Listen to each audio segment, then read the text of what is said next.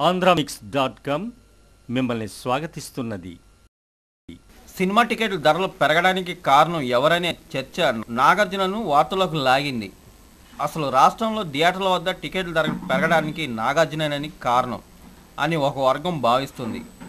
గతంలో ఓవర్సీస్ మార్కెట్కి లోకల్ మార్కెట్కి తేడాలను ప్రస్తావిస్తూ సినిమాల నిర్మాణానికి ఖర్చులు విపరీతంగా పెరిగిపోయానన్న నాగు ఆ లోటును పోర్చడానికి టికెట్ల ధరలు పెరగడం ఒకటే మార్గాన్ని సూచించారు.